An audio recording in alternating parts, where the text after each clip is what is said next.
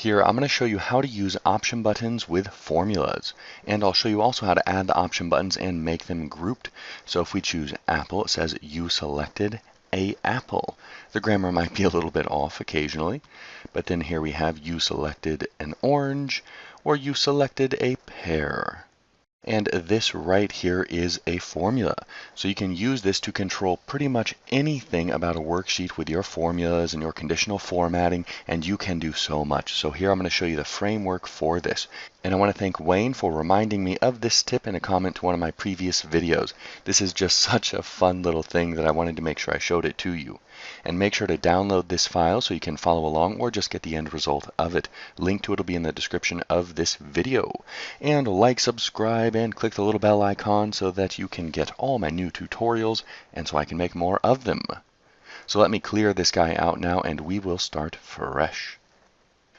Actually, we're just going to start on a new worksheet. So this over here is just a regular worksheet, just with the grid lines removed. So it is nothing too fancy. And let's go over here and first off create the option buttons. So you want to make sure you have the developer tab up here. If you don't, just right click any option up here and go to customize the ribbon and put a check mark next to developer. Then hit OK and go to developer, insert, and hang out up here in the form controls section. Go ahead and click a group. You don't need to do this if you're only going to have one section of option buttons, but if you want to have multiple sections of independently grouped option buttons, then you want to do this.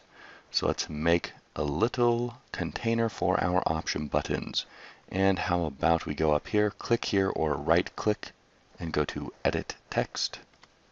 And we can change this to choose a fruit or whatever you want.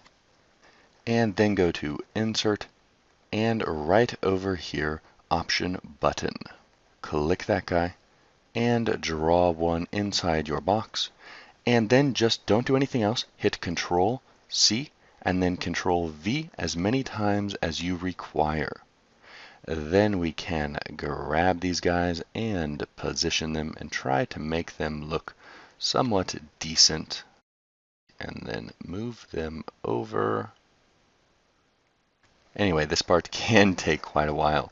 If you want to change the text here, you may notice that now when I click them, it just selects the buttons except for an already selected option button. It can be a bit finicky. What you want to do is just right click and go to edit text.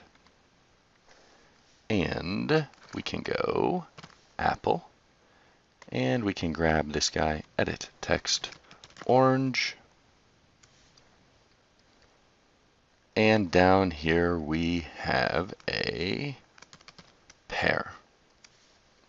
And let's go ahead and click that guy, move him over a little bit. There we go. Now we have 3 option buttons and they are working just fine. But how do we link them to a formula? Well, right click one of these option buttons and go to Format Control. Then go to the Control tab and in Cell Link, click here and just click a cell anywhere in the worksheet where you are not going to be doing anything else. So column A for me is going to be used as a spacer column. I'm not going to be doing anything there except for helping to position items within the worksheet. So I'm very comfortable to use A1 as my cell link. And now let's click away and we select apple. We get 1, orange 2, and pear 3. So you can already begin to see how we are going to make a formula that works for this guy.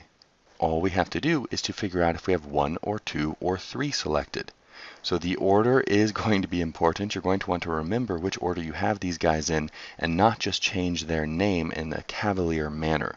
So get the order set correctly before you build your formulas. And let me show you 2 formulas now that work really, really well. One for the new versions of Excel and one for the older versions. And the older version might actually be a little bit easier in this case. So let's go with equals choose.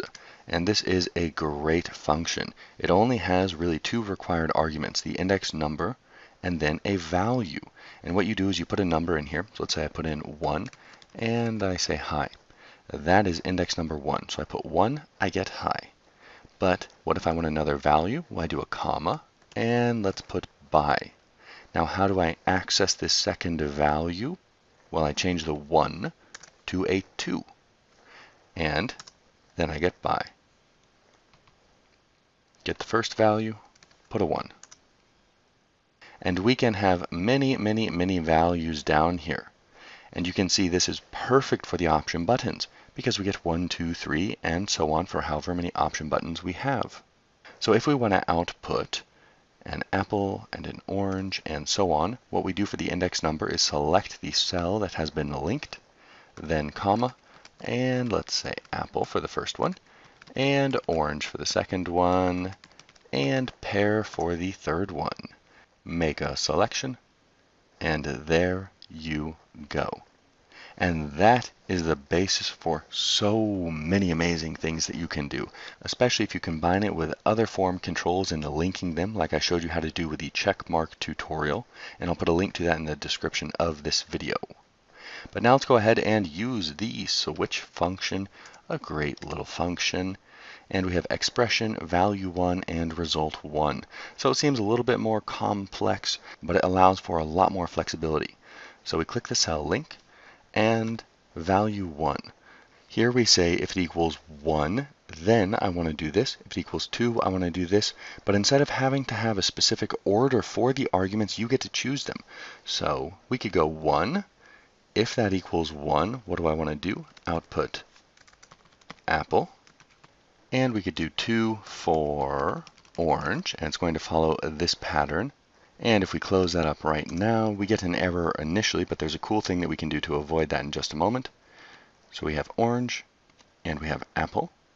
But what we get to do here is we don't have to follow the order.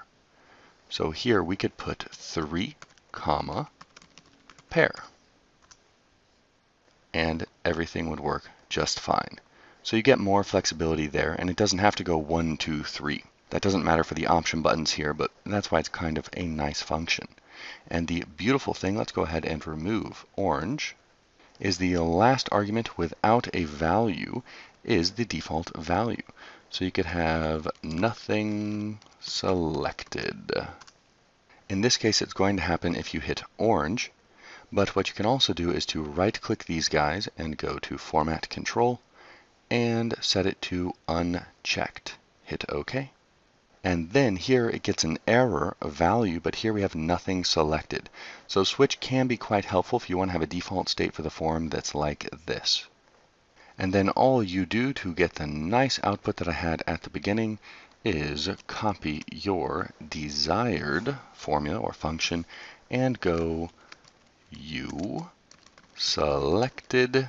And maybe we leave A off this time, and paste that guy in there, hit enter, and let's make a selection. You selected apple, orange, pear. And that's how you combine option buttons with formulas in the worksheet in Excel. Make sure to like, subscribe, and click the little bell icon if you liked this tutorial.